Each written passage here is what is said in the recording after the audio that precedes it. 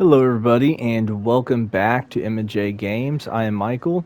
Now, today we are doing a coaster spotlight, and this is going to be a special coaster. There's a fork in the road here. Which way to go? Well, it seems like all the guests are going this way. So, as you can probably tell already, this has obviously been dug out from the entrance. But this is called Berserker, the God Coaster, created by Sonomatic 14.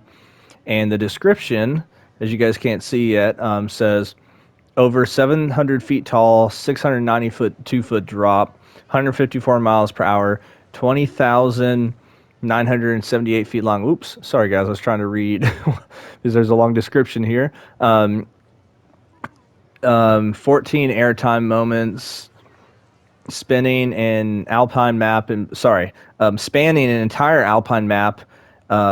In Berserker National Park, the ancient beast is a god among coasters, though seized by the government, imprisoned and chained up in its own cavern. Berserker still needs to be let loose, leap, and dash to keep his temper under control.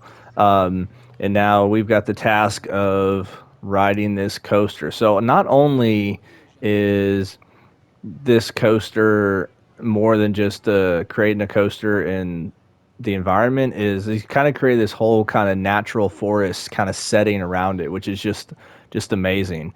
So as you can see right here, I mean, it feels like we are going to be part of a forest. And before filming this, I have ridden the coaster. I haven't looked around in that much detail because I wanted everything to be natural as we're looking at this. So I have no idea how to actually get down to the coaster. So we're going to figure that out in terms of the path and stuff. But as you can see, I mean, there's the drop. And let's see if we can wait for a coaster because it's got a massive inversion there. And see, look, there's no lift chain that takes the coaster up. That is the F25 drive tire launch. So it's being launched up through the top. The only thing I would say, if I were to do something differently, is there it is I would possibly slow it up a little bit when it gets to the top so that it kind of creeps over the hill a little bit to I just think of a couple coasters that have those type of hills, whether it's launched or not. And this is a cool look whenever the coaster comes by. That is really cool. So there's certain viewpoints and stuff kind of throughout that you can get good visuals of the coaster. I would just put fencing there, just my opinion. But this is obviously really well thought out, really well laid out. I mean, creating a coaster that's 20,000 feet long, I mean, that's almost 4 miles. So that's pretty incredible. Oh, there we go. So we've also got like little stands here and there. Like, it's not that everything has like a crazy amount of detail. It's just that everything has been thought out throughout here, you know? Um, so the question is which way to go to the coaster. Let's go this way, because I know we got to go back underground. So I'm going to take a wild guess that this would be the route we need to take. I'm a little bummed that the coaster hasn't gone by at all with any of the parts we've been standing at yet. But, yeah, so, and right as I say that, but look up there. I mean, this is really cool. Really cool. And I love the lighting. That's one thing that Sony does such a good job of, is just creating this amazing lighting surrounding the parks and stuff. So here is the queue for Berserker. And then it's also got this very kind of, it just kind of almost reminds me of, I don't want to say necessarily like a hellish type vibe, but it almost kind of reminds me of the underworld and like the for Hades and stuff, and kind of Greek mythology and stuff, which I guess is like a type of hell. But that's what just kind of reminds me of, with it kind of being underground. Not necessarily saying the lighting is dreary or anything, but it's just kind of, you saw those bubbles right there and stuff, and yeah. I hope that didn't come across as being negative, because that's not my intention. But this is obviously just fantastic. I mean, look at this. Wow, you got a seating area, you got some refreshments there. These people can't figure out what they want to do. I mean, Dude, y'all could have just sat right here. My goodness. All right. And then this whole thing's like caged in, and then you've also got this cage right here to where you can lower it down when the ride's closed for the night. And this is really cool. Only negatives that those chains are going to chop everybody in half when the coaster starts going. But really, really, really cool and intricate station. Oops, that's not what I meant to do.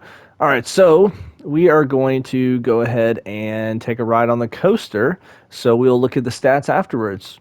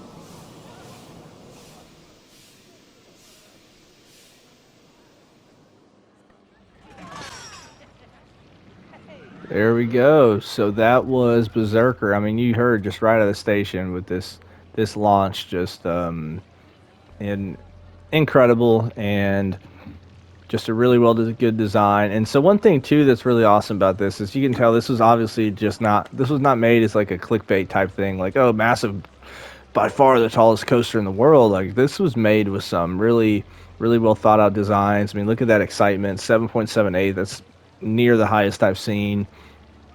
You look at the results, 692. You know, G forces are all really good. Average speed 82 miles per hour, max speed 154.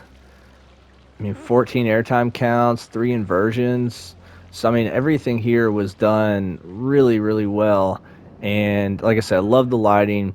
Only thing I would change is I would change this right here. I would probably stop the drive tires about here so that it kind of almost like it got to the top and you kind of hung for a second. Because just imagine if you got to the top and you kind of had to hang there, right? So that would be really cool. And then here, I mean, everything it was a really smooth coaster. Everything was good. I think on here, since you are kind of going pretty slow at this point, I would have the Immelman kind of curve out a little bit quicker. So I think this is the one area where it wasn't like super smooth. It just kind of almost like clicked on certain areas, if you know what I mean, because it was taking a while to actually complete the inversion process. So that's just my suggestion, and that's not meaning that this is wrong or anything like that. But my goodness, like just this is just really cool, really well done. Um, and yeah, and then obviously, like you said, I mean, you created it over the span of the entire map. Like, I don't know if anybody realizes this, but the reason why these supports are like this is because the map ends right there. So the supports can't go outside of the map. Or maybe it doesn't if this line goes here. Maybe I was incorrect on that. So maybe it doesn't. Maybe the line is actually, you know what? I can check because I found this out yesterday. Why is it not working now? I guess maybe because I don't have a build piece. Let me see if I get a. Well, that didn't work. So let's just take a wall piece. Nope, never mind. The edge of the map's all the way over here. Yeah. So what Corey from Web Gaming taught me, and I honestly didn't realize this, is if you turn it on at nighttime, you can clearly see where the edge of the map is. And obviously, I was really off on where the edge of the map was and why the supports were doing that. So I apologize because clearly that's not the reason. I mean, I guess maybe it could be if I don't know, but either way, fantastic. I mean, looks awesome, and like I said, as you can see, there's it's really intricate. It goes through a lot of tunnels. There's a lot of let's just kind of follow the path so we can kind of see. So yeah, I mean, right here, I mean, just the little things of adding the lights.